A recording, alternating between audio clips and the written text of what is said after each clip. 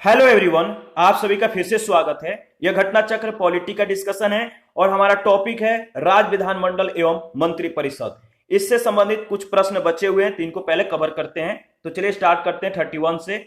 आपको बताना है निम्नलिखित में से कौन एक राज्य के विधानमंडल के किसी सदस्य के निर्भरता से संबंधित किसी प्रश्न का विनिश्चय करने के लिए अंतिम सत्ता है। कौन एक राज्य के विधानमंडल के किसी सदस्य के निर्भरता से संबंधित किसी प्रश्न का विनिश्चय करने के लिए अंतिम सत्ता है? इसका सही जवाब होगा राज्यपाल। इसके बारे में इससे पहले वाले सेशन में हम लोगों ने डिस्कस किया है, उसको आप रिवीजन करिए। 32 है विधानसभा के सदस्यों की निर्भरता से संबंधित प्रश्नों पर अंतिम विनिश्चय किसके द्वारा लिया जाता है? विधानसभा के सदस्यों की निर्भरताओं से संबंधित प्रश्नों पर अंतिम विनिश्चय किसके द्वारा लिया जाता है? इसका सही जवाब है राज्यपाल के द्वारा। इसके बाद 33 नंबर क्वेश्चन है, यदि किसी राज्य की विधानसभा का अध्यक्ष पद त्यागना चाहे तो उसे अपना त्याग पत्र किनको देना चाहिए? यदि किसी राज्य की विधानसभा का अध्यक्ष पद त्यागना चाहे तो उसे अपना त्याग पत्र उपाध्यक्ष को देना चाहिए, यानी सी ऑप्शन आपका सही है। क्वेश्चन नंबर 34 है, निम्नलिखित कथनों पर विचार करिए। पहला कथन है विधानसभा का अध्यक्ष यदि विधानसभा का सदस्य नहीं रहता है तो अपना पद रिक्त कर देगा।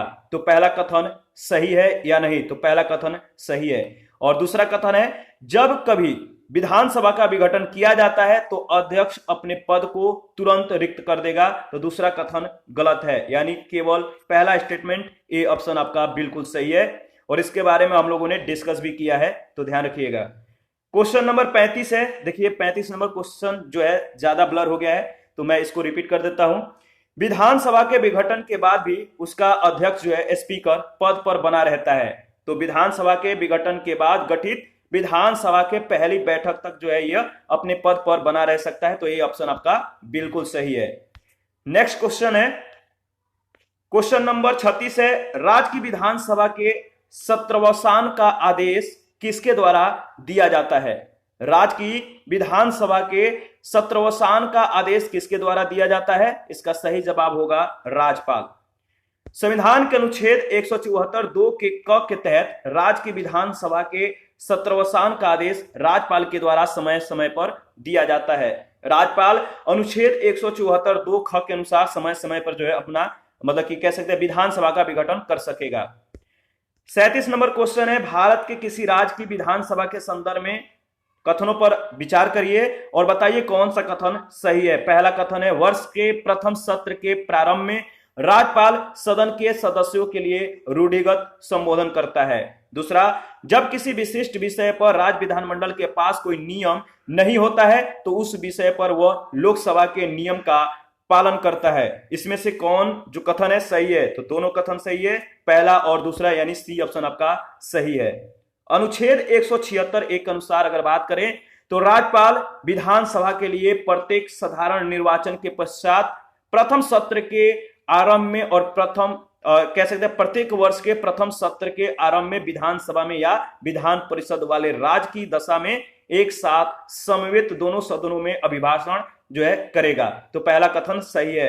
अनुच्छेद 208 के जो 208 एक है इसके अनुसार बात करें, आर्टिकल 208 एक अनुसार तो संविधान के उपबंधों के अधीन रहते हुए राज्य के विधानमंडल का कोई सदन, विधानसभा या विधान परिषद अपनी प्रक्रिया और अपने कार्य संचालन के विनियमन के लिए नियम बना सकेगा। साथ ही अनुच्छेद 208 2 के अनुसार अगर बात करें तो जब तक खंड 1 के अधीन नियम नहीं बनाए जाते हैं तब तक इस संविधान के प्रारंभ से ठीक पहले तत् स्थानीय प्रांत के विधानमंडल के संबंध में जो प्रक्रिया के नियम और अस्थायी आदेश परिवृत्त थे उस राज्य के विधानमंडल के संबंध में प्रभावी होंगे। इसके अतिरिक्त अनुच्छेद 209 के तहत राज्य का विधानमंडल वित्तीय कार्य को समय से जो है पूरा करने के उद्देश्य से किसी वित्तीय विषय से संबंधित सदन या सदनों की प्रक्रिया और कार्य संचालन का विनियमन विधि के द्वारा कर सकता है। साथ ही जब किसी विशिष्ट विषय पर राज्य विधानमंडल के पास कोई नियम नहीं होता तो उस विषय पर वह लोकसभा के नियम का पालन करता है। ध्यान रखिएगा। नेक्स्ट क्वेश्चन, राज्य विधानसभा निम्नलिखित में से किनके निर्वाचन में भाग लेती है? राज्य विधानसभा जो है निम्नलिखित में से किनके निर्वाचन में भाग लेती है? तो पहला है भारत के राष्ट्रपति, और इसके बाद है दूसरा है भारत के उपराष्ट्रपति, तीसरा है राज्यसभा के सदस्यों और राज्य विधान परिषद के सदस्यों के। तो इसका सही जवाब क्या होगा? इसका सही जवाब है पहला, तीसरा और चौथा। यानी जो राज्य विधानसभा है किनके निर्वाचन में भाग लेता है? तो भारत के उपराष्ट्रपति के अलावा भारत के राष्ट्रपति के, राज्यसभा के सदस्यों के, राज्य विधान परिषद के सदस्यों के, इनके जो है मतलब कि निर्वाचन में भाग लेता है पहला, तीसरा और चौथा, भारत के उपराष्ट्रपति के अलावा। तो इसके बारे में देख लेते हैं। राज्य विधानसभा भारत के राष्ट्रपति अनुच्छेद 54 ख के अनुसार, राज्यसभा के सदस्य अनुच्छेद 80(4) और राज्य विधान परिषद के सदस्य अनुच्छेद 171 3 घ के निर्वाचन में भाग लेती है। तो मोटा मोटी अगर बात करें तो राष्ट्रपति के, विधान परिषद के सदस्यों के और मतलब कि जो राज्यसभा के सदस्य हैं इनके निर्वाचन में भाग लेती है विधानसभा के जो सदस्य होते हैं। अनुच्छेद 66(1) के अनुसार भारत के उपराष्ट्रपति का निर्वाचन जो है संसद के दोनों सदनों के सदस्यों के द्वारा अनुपातिक प्रतिनिधित्व पद्धति के अनुसार एकल संक्रमणीय मत के द्वारा किया जाता है, राज्यसभा और लोकसभा के सदस्यों के द्वारा। याद रखिएगा। क्वेश्चन नंबर नेक्स्ट जो है, राज्य की संचित निधि का संचालन किनके द्वारा किया जाता है? राज्य की संचित निधि का संचालन किसके द्वारा किया जाता है? तो राज्य के राज्यपाल के द्वारा, या राज्य के मुख्यमंत्री के द्वारा, या राज्य के वित्त मंत्री के द्वारा या उपयुक्त में से कोई नहीं। तो डी ऑप्शन सही जवाब होगा। जो राज्य के संचित निधि है इसका संचालन किनके द्वारा किया जाता है? तो विधानमंडल के द्वारा किया जाता है। तो आपका डी ऑप्शन उपयुक्त में से कोई नहीं सही जवाब है। क्वेश्चन नंबर नेक्स्ट है, निम्नलिखित में से कौन जो है एक राज्य की आकस्मिक निधि की स्थापना के लिए उत्तरदायी है? निम्नलिखित में से कौन एक राज्य की आकस्मिक निधि के स्थापना के लिए उत्तरदायी है? इसका सही जवाब होगा किसी राज्य का विधानमंडल, ए ऑप्शन। देखिए जो पीडीएफ है इसमें थोड़ा ब्लर है, तो आप लोग को मतलब कि दिक्कत तो नहीं होना चाहिए, क्योंकि मैं पूरा जो है इसको मतलब कि आपके साथ डिस्कस कर रहा हूं। ठीक है। क्वेश्चन नंबर नेक्स्ट है 41। भारतीय संविधान के अनुच्छेद 162 के शीर्ष के संबंध में निम्न में से कौन सा सही है? भारतीय संविधान के अनुच्छेद 162 के शीर्ष के संबंध में निम्न में से कौन सा सही है? इसका सही जवाब होगा डी ऑप्शन, राज्य के कार्यपालिका शक्ति का विस्तार। भारतीय संविधान का अनुच्छेद 162 के अनुसार अगर बात करें तो राज्य की कार्यपालिका शक्ति के विस्तार संबंधी उपबंध करता है, और इस अनुच्छेद के अनुसार इस संविधान के उपबंधों के अधीन रहते हुए किसी राज्य की कार्यपालिका शक्ति का विस्तार उन विषयों पर होगा जिनके संबंध में उस राज्य के विधानमंडल की विधि बनाने की शक्ति है। 42 है, धन विधेयक के अतिरिक्त एक विधेयक जो विधानसभा ने प्रथम बार पारित कर दिया है विधान परिषद में कितने माह तक पड़ा रह सकता है? ध्यान से इसको समझिएगा। कह रहे धन विधेयक के अतिरिक्त एक विधेयक जो विधानसभा ने प्रथम बार पारित कर दिया है विधान परिषद में कितने माह तक पड़ा रह सकता है? इसका सही जवाब होगा सी ऑप्शन, 3 माह से अधिकतम नहीं। देखिए भारतीय संविधान के अनुच्छेद जो 197 है, भारतीय संविधान के आर्टिकल 197 के तहत अगर बात करें तो धन विधेयक से भिन्न विधेयकों के बारे में इसमें विधान परिषद के शक्तियों पर जो है निर्बंधन का जो है मतलब कि इसमें प्रावधान है। अनुच्छेद 197 1 के ख के अनुसार अगर बात करें तो धन विधेयक के अतिरिक्त एक विधेयक जिसे विधानसभा ने प्रथम बार पारित कर दिया हो विधान परिषद के समक्ष विधेयक रखे जाने के तारीख से 3 माह से अधिक तक नहीं रोका जा सकता है। इसको ध्यान रखिएगा। 43 है, विधान परिषद किसी साधारण विधेयक को निम्नलिखित में से किस अवधि तक रोक सकती है? तो वही क्वेश्चन है, जवाब क्या होगा? सही इसका सही जवाब बताइए। तो विधान परिषद किसी साधारण विधेयक को निम्नलिखित में से किस अवधि तक रोक सकती है? तो देखिए थोड़ा सा इसमें डिफरेंट है, इसका सही जवाब होगा 4 माह, और इसके बारे में हम लोग डिस्कस करेंगे। संविधान के अनुच्छेद 197 के तहत जो है धन विधेयक से भिन्न विधेयक यानी साधारण विधेयक के संदर्भ में विधान परिषद जो है प्रथम बार 1 माह तक जो है विधानसभा के द्वारा पुनः पारित किए जाने के लिए, और जो है 1 माह के अलावा यानी इसके बाद जो है इस प्रकार मतलब कि है 4 माह हो जाता है, 1 माह और इसके बाद 3 माह। प्रथम बार क्या करेगा यानी कि जो विधान परिषद है प्रथम बार में 3 माह तक जो है, और विधानसभा द्वारा जो पुनः पारित किए जाने के 1 माह तक जो है इसे रोक सकती है। तो ध्यान से इसको फिर से जो है मैं रिपीट कर देता हूं। देखिए वो अधिकतम से अधिकतम, जो कहने का मतलब यहाँ पे है कि हम ये कह सकते हैं कि अधिकतम से अधिकतम जो है वो 4 माह तक रोक सकता है। पहला बार में 3 माह और इसके बाद 1 माह, तो कुल जो है 4 माह तक जो है वह रोक सकता है। ठीक है। धन विधेयक को जो है विधान परिषद सिर्फ जो है 14 दिन के अवधि तक जो है मतलब इसको रोक सकता है, 14 दिन तक, ध्यान रखिएगा, यानी 14 दिन के भीतर इसको लौटाना ही होता है। 44 नंबर क्वेश्चन है, राज्य के धन विधेयक यानी मनी बिल प्रस्तुत किया जा सकता है। बताइए किस सदन में जो है मनी बिल प्रस्तुत किया जा सकता है? तो आपको मालूम ही होगा, केवल विधानसभा में।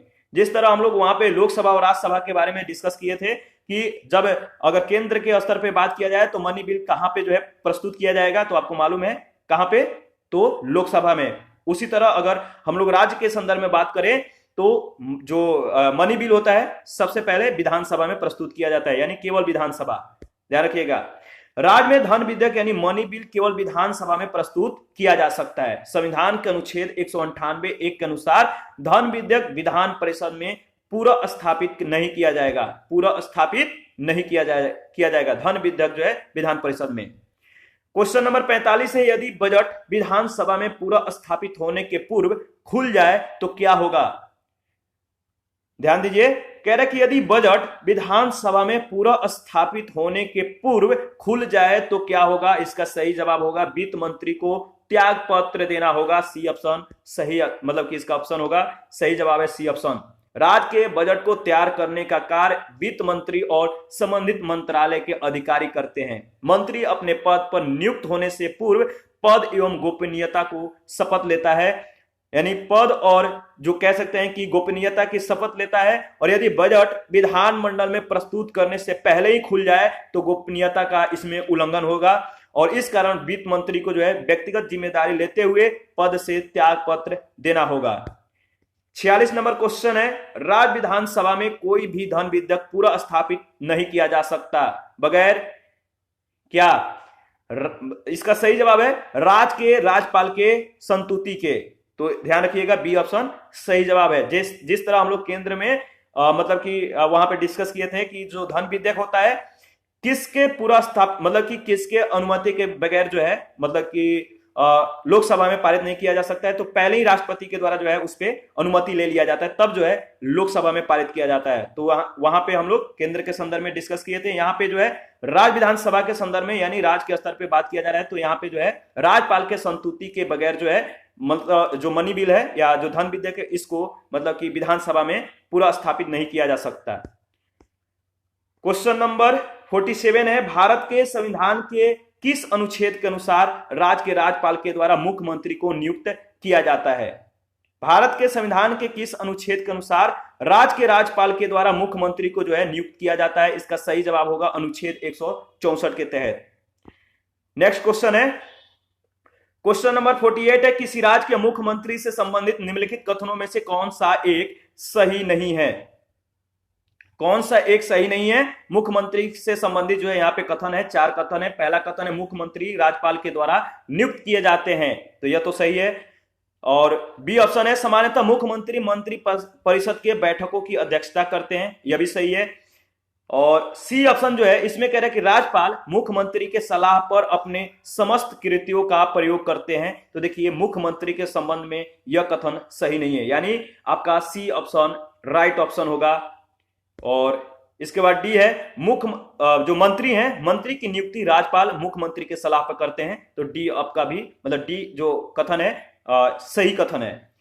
इसके बारे में थोड़ा डिस्कस कर लेते हैं। संविधान के अनुच्छेद 163 के 1 के अनुसार अगर बात किया जाए तो जिन बातों में इस संविधान के द्वारा इसके अधीन राज्यपाल से अपेक्षित है कि वह अपने कृत्यों या उनमें से किसी को अपने विवेकानुसार करे, तो उन बातों को छोड़कर राज्यपाल को अपने कृत्यों का प्रयोग करने में सहायता और सलाह देने के लिए एक मंत्री परिषद होगी, जिसका प्रधान मुख्यमंत्री होगा। और स्पष्ट राज्यपाल अपने विवेकाधीन कृत्यों का प्रयोग मुख्यमंत्री के सलाह के बगैर कर सकता है। तो जो अपना विवेकाधीन कृत्य है राज्यपाल के, इसमें मुख्यमंत्री के सलाह की जरूरत नहीं होती है, इनके बगैर जो है यह कोई भी फैसला कर सकते हैं। कोई भी फैसला का मतलब विवेकाधीन कृत्यों के संदर्भ में। 49 है, राज्यों के मुख्यमंत्री सहित मंत्री परिषद में मंत्रियों की न्यूनतम संख्या क्या हो सकती है? तो इसका सही जवाब है न्यूनतम संख्या 12 हो सकती है, यानी बी ऑप्शन। भारतीय संविधान के अनुच्छेद 164 वन क के अनुसार अगर बात करें तो मंत्री परिषद में मंत्रियों की संख्या के बारे में जो है उपबंध किया गया है, और इसके अनुसार किसी राज्य की मंत्री परिषद में मुख्यमंत्री सहित मंत्रियों की कुल संख्या उस राज्य की विधानसभा के सदस्यों की कुल संख्या के 15% से अधिक नहीं होगी, परंतु किसी राज्य में मुख्यमंत्री सहित मंत्रियों की संख्या 12 से कम नहीं होगी। ध्यान रखिएगा। क्वेश्चन नंबर 50 है, मुख्यमंत्री से संबंधित निम्नलिखित कथनों में से कौन सा एक सही नहीं है। तो मुख्यमंत्री के संबंध में 4 कथन दिया गया, इसमें बताना है कि कौन सा एक कथन सही नहीं है। तो देखिए ए ऑप्शन जो दिया गया है यही कथन सही नहीं है, वह साधारणतः राज्यपाल के द्वारा चयनित होता है, तो यह कथन सही नहीं है और इसके बारे में हम लोगों ने डिस्कस किया है, तो इसको छोड़ते हैं। 51 नंबर क्वेश्चन है, बिना विधानसभा का सदस्य निर्वाचित हुए कोई व्यक्ति जो है किस समय तक जो है अपने पद पर मतलब मंत्री कहने का मतलब, फिर से मैं इसको रिपीट कर रहा हूं, कह रहा है कि बिना विधानसभा का सदस्य निर्वाचित हुए कोई मंत्री किस समय तक पद पर अपना बना रह सकता है। तो विधानसभा का बिना सदस्य बने आप जो है 6 माह तक मंत्री के पद पर बने रह सकते हैं, तो आपका सही जवाब होगा 6 माह, बी ऑप्शन। इसके बारे में वैसे हम लोगों ने डिस्कस किया था, लेकिन फिर यहां पे भी हम लोग रिपीट कर लेते हैं। संविधान के अनुच्छेद 164(4) में प्रावधानित है कि कोई मंत्री जो निरंतर 6 माह के किसी अवधि तक राज्य के विधानमंडल का सदस्य नहीं है, उस अवधि की समाप्ति पर मंत्री नहीं रहेगा। अतः राज्य मंत्री परिषद का सदस्य बिना राज्य विधानमंडल के सदस्य बने 6 माह तक अपने पद पर रह सकता है, और यदि वह 6 माह के अंदर विधानमंडल का सदस्य नहीं बन पाता तो उसे त्याग पत्र देना पड़ेगा। क्वेश्चन नंबर 52 है, निम्नलिखित कथनों पर विचार कीजिए। पहला कथन है, भारत के संविधान के अनुसार कोई भी ऐसा व्यक्ति जो मतदान के लिए योग्य है किसी राज्य में 6 माह के लिए मंत्री बनाया जा सकता है, तब भी जबकि वह जो है उस राज्य के विधानमंडल का सदस्य नहीं है। तो बताइए क्या यह कथन सही है या नहीं, इसके बारे में हम लोगों ने डिस्कस किया है। इसके बाद दूसरा कथन है, लोक प्रतिनिधित्व अधिनियम 1951 के अनुसार कोई भी ऐसा व्यक्ति जो डांडिक अपराध के अंतर्गत दोषी पाया गया है और जिसने 5 वर्ष के लिए कारावास का दंड दिया गया है, यानी उसे जो है 5 वर्ष के लिए कारावास का दंड भी दिया गया है, तो चुनाव लड़ने के लिए अस्थायी तौर पर निर्हरित हो जाता है, भले ही वह कारावास से मुक्त हो चुका हो। इसका सही जवाब क्या होगा, न तो पहला न तो दूसरा, यानी डी ऑप्शन। इन दोनों में से कोई कथन सही नहीं है। देखिए, भारतीय संविधान के अनुच्छेद 164(4) के प्रावधानों के तहत कोई व्यक्ति राज्य विधानमंडल का सदस्य न होकर भी 6 माह के अवधि के लिए मंत्री बनाया जा सकता है। साथ ही अनुच्छेद 173 के अनुसार अगर बात करें तो कोई भी व्यक्ति किसी भी राज्य में विधानमंडल के किसी स्थान को भरने के लिए चुने जाने के लिए तभी अर्हित होगा जब पहला, वह भारत का नागरिक है तथा निर्वाचन आयोग के द्वारा इस निमित्त प्राधिकृत किसी व्यक्ति के समक्ष तीसरी अनुसूची में इस उद्देश्य के लिए दिए गए प्रारूप के अनुसार शपथ लेकर हस्ताक्षर करता है। दूसरा है, वह विधानसभा के स्थान के लिए जो है कम से कम 25 वर्ष की आयु का और विधान परिषद के स्थान के लिए कम से कम 30 वर्ष की आयु का है। उसके पास ऐसी अन्य योग्यताएं हो जो इस उद्देश्य से संसद के द्वारा बनाई गई किसी विधि के द्वारा या उसके अधीन विहित की जाए। संविधान के अनुच्छेद 326 के अंतर्गत अगर बात करें तो 18 वर्ष या उससे अधिक आयु का कोई भी व्यक्ति लोकसभा या राज्य विधानसभा के निर्वाचनों में मतदान कर सकता है, परंतु विधानमंडल का सदस्य निर्वाचित होने के लिए न्यूनतम आयु सीमा 25 और 30 वर्ष है। पहला कथन सही नहीं है। इसके बाद लोक प्रतिनिधि अधिनियम 1951 के धारा 8 में कतिपय अपराधों के लिए 2 सीधी पर निर्भरता का वर्णन किया गया है। धारा 8(1) के अंतर्गत दिए गए विशिष्ट अपराधों के लिए जुर्माने या कारावास से दंडित व्यक्ति को जो है 2 सीधी के तिथि से निर्हरित होगा और उसे छोड़े जाने से 6 वर्ष की अतिरिक्त अवधि के लिए जो है निरहित बना रहेगा। धारा 8(3) के अनुसार अगर बात करें तो सिद्ध दोष अपराध और न्यूनतम 2 वर्ष के कारावास से दंडित व्यक्ति जो है 2 सीधी के तिथि से निरहित होगा और उसे छोड़े जाने के 6 वर्ष के अतिरिक्त अवधि के लिए निरहित बना रहेगा। इसके साथ अस्थायी तौर पर निरहित किए जाने का प्रावधान नहीं है। कथन 2 भी सही नहीं है, तो इसको ध्यान रखिएगा। क्वेश्चन नंबर नेक्स्ट है 53 है, राज्य सरकार के मंत्रियों के वेतन और भत्तों का निर्धारण किया जाता है। किनके द्वारा? राज्य सरकार के मंत्रियों के वेतन और भत्तों का निर्धारण जो है किनके द्वारा किया जाता है? तो राज्य विधानसभा के द्वारा। ठीक है, राज्य सरकार के मंत्रियों के वेतन और भत्तों का निर्धारण जो है अनुच्छेद 164(5) के तहत राज्य विधानमंडल के द्वारा विधि बनाकर किया जाता है। 54 है, निम्न में से मुख्यमंत्री के संवैधानिक कर्तव्यों का दिए गए कूट की सहायता से चयन कीजिए। ठीक है, तो मुख्यमंत्री के संवैधानिक कर्तव्यों का दिए गए कूट की सहायता से आपको चयन करना है। पहला है, मुख्यमंत्री राज्य के कार्यों के प्रशासन संबंधी विनिश्चय राज्यपाल को संसूचित करता है। दूसरा, मुख्यमंत्री विधान विषयक प्रस्थापनाओं के बारे में राज्यपाल को संसूचित करता है। तीसरा है, मुख्यमंत्री राष्ट्रीय विकास परिषद की बैठकों में भाग लेता है। चौथा, मुख्यमंत्री किसी विषय को जिस पर किसी मंत्री ने विनिश्चय कर लिया है किंतु मंत्री परिषद ने विचार नहीं किया है, राज्यपाल के द्वारा अपेक्षा किए जाने पर परिषद के समक्ष रखवाता है। इसका सही जवाब क्या होगा? तो डी ऑप्शन, पहला, दूसरा और चौथा। यानी जो तीसरा दिया गया है कि मुख्यमंत्री राष्ट्रीय विकास परिषद के बैठकों में भाग लेता है, इसके संदर्भ में यह सही नहीं है। तो पहला, दूसरा, चौथा सही है। देख लेते हैं इसके बारे में। देखिए, संविधान के जो अनुच्छेद 167 है, इसमें यह प्रावधान किया गया है कि मुख्यमंत्री का कर्तव्य होगा कि वह राज्य के कार्यों का प्रशासन संबंधी और विधान विषयक प्रस्थापनाओं संबंधी परिषदों के सभी विनिश्चय राज्यपाल को संसूचित करे। राज्यों के कार्यों के प्रशासन संबंधी और विधान विषयक प्रस्थापनाओं संबंधी जो जानकारी राज्यपाल मांगे वह दे, तथा किसी विषय को जिस पर किसी मंत्री ने विनिश्चय कर दिया है किंतु मंत्री परिषद ने विचार नहीं किया है, राज्यपाल के द्वारा अपेक्षा किए जाने पर मंत्री परिषद के समक्ष विचार के लिए रखे। मुख्यमंत्री का राष्ट्रीय विकास परिषद की बैठक में भाग लेना संवैधानिक कर्तव्य न होकर प्रशासनिक कर्तव्य है। इसको ध्यान रखिएगा।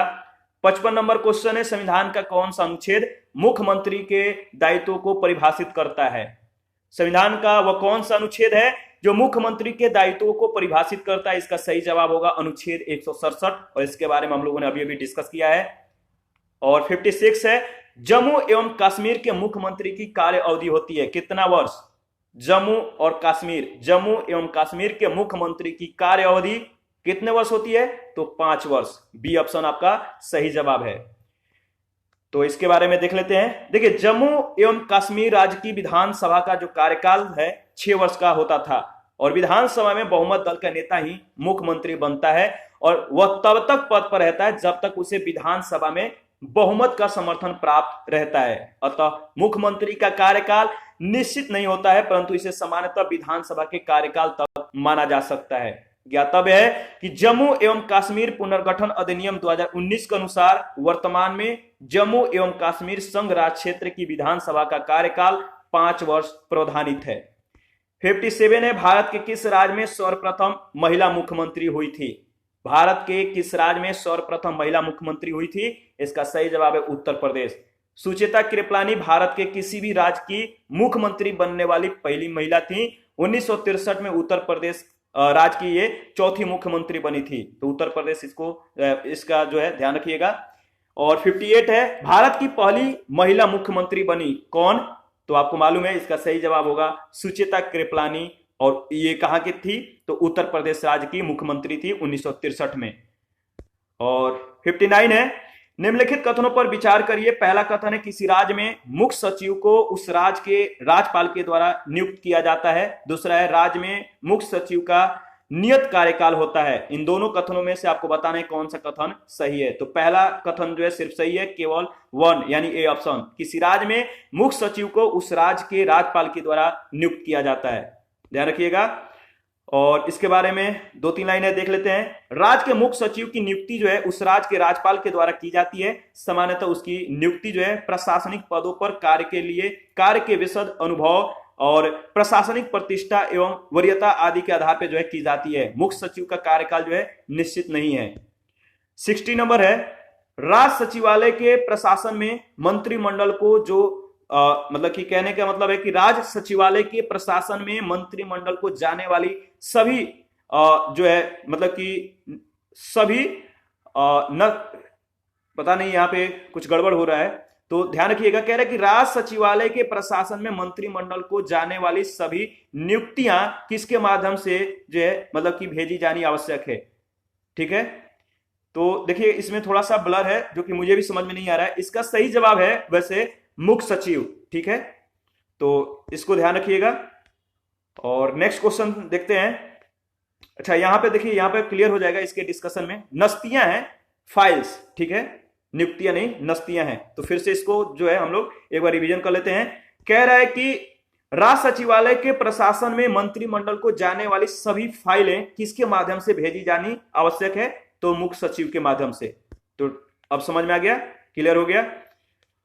देखिए राज्य सचिवालय के प्रशासन में मंत्रिमंडल को जाने वाली सभी फाइलें मुख्य सचिव के माध्यम से भेजी जानी आवश्यक है, क्योंकि वह मंत्रिमंडल के समक्ष आने वाले कार्यों का प्रभारी होता है। इसके अतिरिक्त वह सामान्य प्रशासन विभाग में शासन का सचिव होता है तथा शासन के समस्त सचिवों का प्रमुख होता है। और 61 है, 1992 में अयोध्या घटना के पश्चात कुछ प्रदेशों में विधानसभाएं भंग कर दी गई थी। नीचे लिखे प्रदेशों में से किसकी विधानसभा जो है भंग नहीं की गई थी? सही जवाब है बिहार का, डी ऑप्शन। 6 दिसंबर 1992 को अयोध्या घटना के पश्चात भाजपा प्रशासित उत्तर प्रदेश, मध्य प्रदेश और हिमाचल प्रदेश एवं राजस्थान राज्यों की विधानसभाएं भंग कर दी गई थी, जबकि बिहार विधानसभा जो है भंग नहीं की गई थी। बिहार में 1980 के बाद 1995 में राष्ट्रपति शासन लागू हुआ था और इस प्रकार सही उत्तर आपका डी होगा। 62 है, निम्न राज्यों में से किस एक ने मुसलमानों के लिए जो है नौकरी तथा शिक्षा में प्रवेश के लिए आरक्षण प्रस्तावित किया है? इसका सही जवाब है आंध्र प्रदेश। 2004 में आंध्र प्रदेश सरकार के द्वारा मुसलमानों के लिए नौकरी तथा शिक्षा में प्रवेश के लिए जो है आरक्षण लागू किया गया था, ठीक है। और आगे बढ़ते हैं, क्वेश्चन नंबर 63 है, भारत में कौन एकमात्र राज्य है जहां जो है मतलब कि देखिए ये भी थोड़ा सा ज्यादा ब्लर हो गया है तो खुद मुझे भी समझ में नहीं आ रहा है। तो इसमें दिया गया है जो डी ऑप्शन है गोवा। वैसे इसके डिस्कशन को देख लेते हैं। कह रहे गोवा भारत का एकमात्र ऐसा राज्य है जहां समान सिविल कोड, अच्छा सिविल कोड है, ठीक है, कॉमन सिविल कोड है जो लागू है। तो ध्यान रखिएगा यहाँ पे जो क्वेश्चन है, भारत में कौन ऐसा एकमात्र राज्य जहां पे समान सिविल कोड जो है लागू है? तो सही जवाब होगा गोवा, ठीक है। गोवा में सिविल कोड लागू है, एकमात्र ऐसा राज्य है। और इसी के साथ आज का सेशन समाप्त हो जाता है और जो राज्य विधानमंडल और मंत्री परिषद है इससे संबंधित सारे प्रश्न जो है आज के सेशन में कंप्लीट हो गए। नेक्स्ट सेशन में जो है हम लोग न्यू टॉपिक को डिस्कस करेंगे। तो आप अपना प्रतिक्रिया जरूर दीजिएगा और आपके प्रतिक्रियाओं का हमें देखिए बहुत ज्यादा इंतजार रहता है। तो प्लीज आप लोग अपना प्रतिक्रिया दिया करिए, क्योंकि आपके प्रतिक्रिया हमारे लिए बहुत ज्यादा महत्वपूर्ण होता है।